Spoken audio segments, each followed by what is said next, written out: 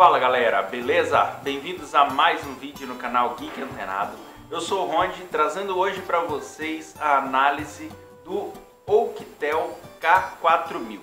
Esse que é um aparelho não muito conhecido aqui no Brasil, a marca não é das mais populares por aqui, mas que é um aparelho que promete muita coisa legal.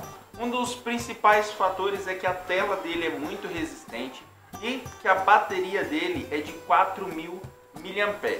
Nós temos aparelhos no Brasil com essa capacidade de bateria ou com bateria muito duradoura, mas que não se encaixa nesta faixa de preço, tá? Já começo avisando, o aparelho custa cerca de 130 dólares. Isso é um preço bem agradável, mesmo para quem pretende importar o aparelho. Então ele tem um design bem básico, tá? Ele é um aparelho em barra. Aqui do lado ele tem uns detalhes interessantes, que ele é feito em metal. Aqui do lado é metal. E a tela, acredite ou não, nós vimos testes dele na internet que você pode bater pregos com ele. Eu não vou fazer isso daqui porque não vejo essa utilidade, mas vai ter o link aqui na descrição se você quiser ver o aparelho sendo usado como martelo. Bom galera, eu vou começar falando aqui das especificações técnicas do aparelho. Ele conta com um processador quad-core de 1 GHz, tem 2 GB de memória RAM, que ajuda ele a não travar com facilidade. A tela é de 5 polegadas HD, tá? Ele tem suporte a 2 chips de operadora e vem com 16 GB de memória interna, sendo possível adicionar mais 32 GB através do slot de cartão. A bateria dele é de 4.000 mAh e conta com câmera de 13 megapixels na traseira e 5 megapixels na frontal. Depois nós vamos detalhar tudo isso para vocês com mais facilidade e mais informações. A placa gráfica dele, a placa de jogos, vamos dizer assim, é a Mali T720. É uma placa capaz de rodar vários e vários jogos pesados. Vamos conferir então mais de perto um pouquinho do Oukitel K4000. Bom galera, vamos para a parte do design do aparelho. E a primeira coisa que se nota ao pegar esse aparelho nas mãos é que é um aparelho muito resistente e também não é muito leve. Ele pesa cerca de 208 gramas e aqui essas laterais que vocês estão vendo é feita de metal. Isso é algo bem interessante. Claro que isso deixa um pouco mais pesado o aparelho e a tela dele também não é feita de um vidro normal. Ela é feita de um vidro mais espesso para que ele possa resistir às pancadas, né? Ele tem a promessa que tenha uma tela muito forte. Já vi testes dele utilizando o aparelho como um martelo. O design dele é bem simples, né? Aqui em cima tem a saída de som, aqui embaixo botões resistivos, né? Que não são iluminados.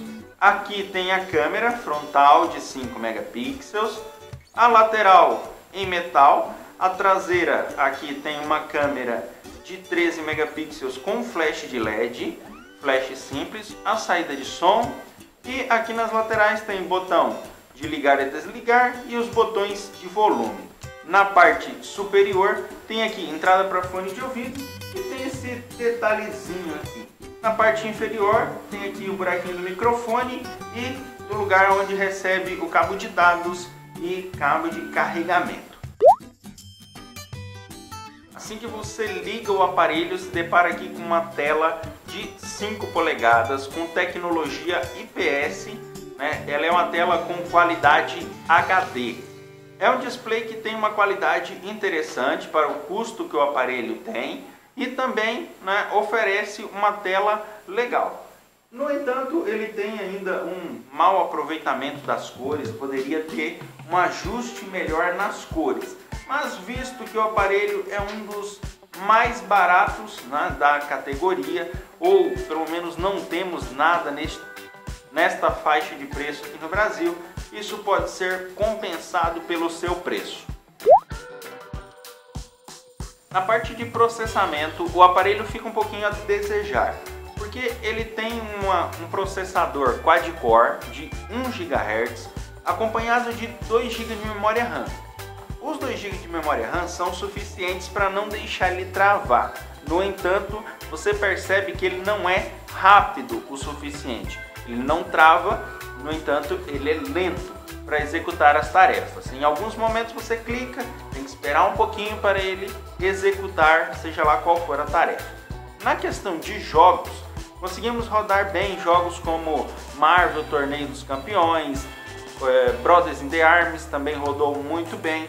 Então ele é um aparelho que tem uma capacidade legal para rodar jogos, até porque a GPU dele é muito boa. Então, quanto a isso, quanto à parte de processamento, ele se saiu razoavelmente bem, né, em vista que ele é um aparelho que custa cerca de R$500, né? Se você for importar, ele vai sair por esta faixa de preço.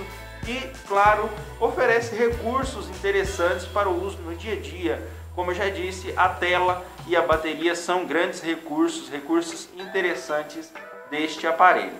Ele vem ainda com 16 GB de memória interna, o que ajuda porque um aparelho de 8 GB nós sabemos que rapidamente ocupa todo o espaço dele, né? Você tem que comprar cartão de memória.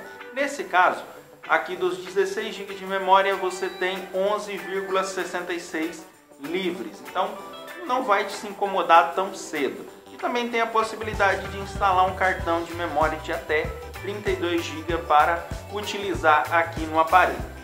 Para quem gosta de testes, no novo AnTuTu Benchmark o aparelho chegou a cerca de 24 mil pontos. Vamos falar um pouquinho da câmera do aparelho. A câmera traseira conta com qualidade de 13 megapixels e conta com alguns recursos interessantes. O sistema vem bem limpo, né? O sistema Android utilizado no aparelho é o 5.0 e ele vem bem limpo, né? Baseado no Android puro. Mesmo assim, a câmera, que deveria ser baseada no Android puro, também não é, então ela conta com alguns recursos interessantes, como controle de exposição, efeito de cor, modo de cena, tudo isso você pode controlar. Tem aqui também as opções de filmar em Full HD nas duas câmeras, tá ok? Frontal e traseira filmam em Full HD a 30 fps. É uma qualidade legal, uma qualidade dentro do esperado. Então, confere aí as fotos tiradas com este aparelho. Agora vamos a um ponto que é um dos mais interessantes do aparelho, que é a bateria. Ele conta com uma bateria de 4.000 mAh e sim, é uma bateria capaz de durar aí pelo menos 2 dias de uso moderado. Se você utiliza o celular apenas para ligações, esse número, né, essa quantidade de dias pode chegar a 7 dias. Incríveis 7 dias. Aqui nós não chegamos a utilizar apenas para ligação, então ele durou no máximo 2 dias e dependendo do teu uso ele vai demorar a gastar toda essa bateria um pouquinho mais. Um dos pontos fracos é que o carregador dele é um carregador com saída de apenas 1 ampere, então você tem uma demora para carregar essa bateria, então não é tão interessante nesse quesito. Falar um pouquinho do sistema do aparelho. Ele veio apenas com uma modificação no sistema, né? Ele é um sistema muito limpo. Então aqui vocês podem ver que tem pouquíssimos aplicativos instalados. Todos os que eu instalei eu tirei depois, né? Mas aqui ele aguentou legal os testes que nós fizemos. E pode ver que os aplicativos que tem aqui são apenas aqueles de uso básico para o sistema, né? Não são muitos aplicativos e alguns eu já fiz instalações aqui. Ele conta também com recursos de gestos na tela, né? Você faz o gesto e ele abre uma determinada função no aparelho. Isso já é uma função conhecida aí para a galera que tem Zenfone e alguns outros aparelhos, mas é um recurso muito interessante, né? Você pode adicionar atalhos, né? Configurar aqui e acessar de acordo com o gesto que você fez na tela. Bom, depois de falar do aparelho, vamos então citar os pontos fortes e os pontos fracos deste aparelho. Os pontos positivos nós podemos citar como a bateria de boa duração, ele roda vários jogos pesados, a câmera quebra um bom galho, né? Se você tem uma câmera de 13 megapixels e a outra aqui de 5 megapixels, ela já ajuda bastante, você consegue registrar momentos com boa qualidade. A memória, né? Memória RAM do aparelho de 2 GB ajuda bastante para que o aparelho não tenha tantos engasgos, né? Ele não tenha travamentos, então isso ajuda bastante. O sistema do aparelho é bem leve, muito limpo, como eu já disse.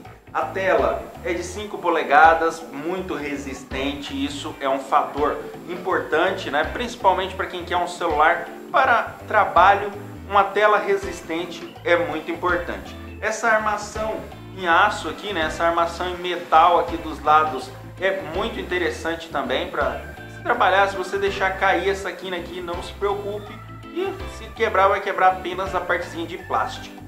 O processador dele é um processador 64 bits, o que agiliza um pouquinho, né? O que deixa o trabalho dele um pouco melhor.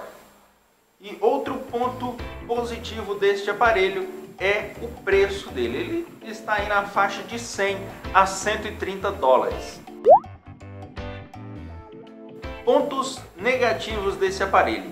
Nós podemos citar como pontos negativos, primeiro que ele é um dos mais pesados entre seus concorrentes, aí com as suas 208 gramas, então ele é bem pesadinho.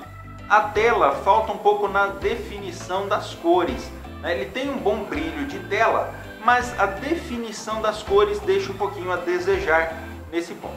O carregador, como eu falei, também é um ponto negativo, pois ele demora bastante para carregar. E por ser uma bateria de 4.000 mAh, uma bateria grande, ele deveria ser mais rápido para carregar. Eu não digo que deveria ter uma tecnologia turbo ou coisa parecida, mas pelo menos que não fosse um carregador tão fraco. Bom galera, espero que tenha curtido a análise do Oukitel K4000. Esse aqui é um aparelho com configurações bem interessantes. Confira também a análise no nosso site, que está aqui na descrição. E confere lá o site, que tem muita coisa bacana que não é transformada em vídeo, beleza? Tem também a nossa página do Facebook. E, claro, se você não é inscrito no nosso canal, se inscreva aí. Então deixa aquele like se você gostou do vídeo e até a próxima!